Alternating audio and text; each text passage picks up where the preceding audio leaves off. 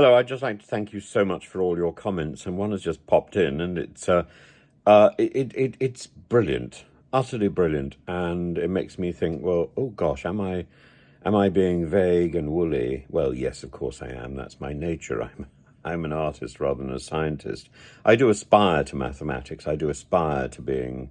In fact, I was telling a student yesterday that writing English is like mathematics. You have to be precise and you have to be clear. If I were to tell you to put a dot on your hand, then you would be the only individual in a particular room with a dot on your hand. That's defining you in a very mathematical way. You have a level of uniqueness. Well, of course, having told this on YouTube and sort of 200 people put dots on their hands, there's nothing unique about a person with a dot on their hand, in which case. But if it was only one person, if it was only one, well, it may be by the time I finish, everyone switches off. Anyway, that's really the point. Should we be watching Rees-Mogg? Should we be watching Nadine Doris? Should we be giving them the oxygen of publicity? The answer is yes, because these people are extraordinarily charismatic. Even Nadine Doris, madness incarnate. She is bewitching in her inanity. And the question I was asked was, why do I make a distinction between Nadine Doris and Priti Patel? We could say not only Nadine Doris and Priti Patel, but also Liz Truss. Liz Truss and Priti Patel, I think, belong to a different category, because these people quite literally do not, they lack rhetorical flourish, they lack charisma, and they also lack the ability to do the hard work which is necessary to master the brief. Now, I'm not saying for 1 minute that Nadine Doris ever masters the brief. She brings an entirely different tool set to the parade. She is loopy in a way that very few politicians actually are. Enoch Powell, I think, had a loopy side which made him compelling, but he was also extraordinarily bright and erudite and charming, albeit wrong. And I don't think that because somebody is wrong, one should necessarily switch them off. But that is always an option. Lawrence Fox, I think, is deeply charming, affable, and wrong. And his activities in his garden burning LGBTQ plus flags was abhorrent. Abhorrent, even if you do something nasty in private, you're still doing something. And I think it's still wrong. It doesn't make something right that you do it in private. One could think of biblical censure there. Whatever you do in private, God sees. So whether you do something good in private or you do something bad in private, it's still wrong or right. It's still got moral value. The fact that it's done in private doesn't make it, that doesn't take away its moral impact.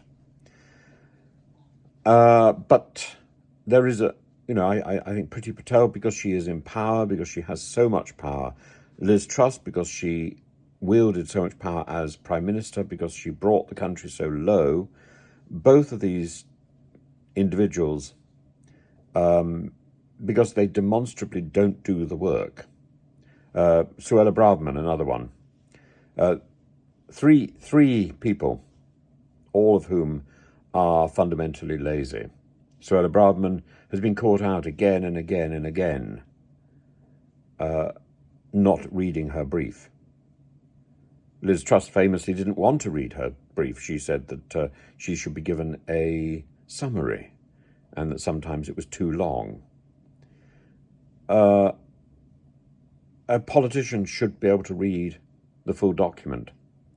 Those people who went on air the other day after just looking at a few words of the Boris document and thought that they could defend Boris against journalists who had spent the last 2 hours reading through that document in detail.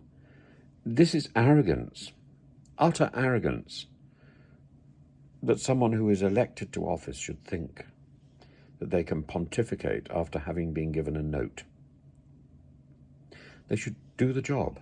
They should read the paper. They should brief themselves. They should rely on preparation. And Priti Patel relied instead, it seems, on pushing people around. Suella Braverman relies on slogans, as indeed did Priti Patel. She's been very well trained. As indeed did Mrs. May, equally very well trained. But Mrs. May did the paperwork.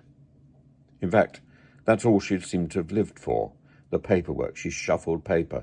And her problem was that she thought that the paperwork had immediate meaning. The paperwork doesn't have meaning.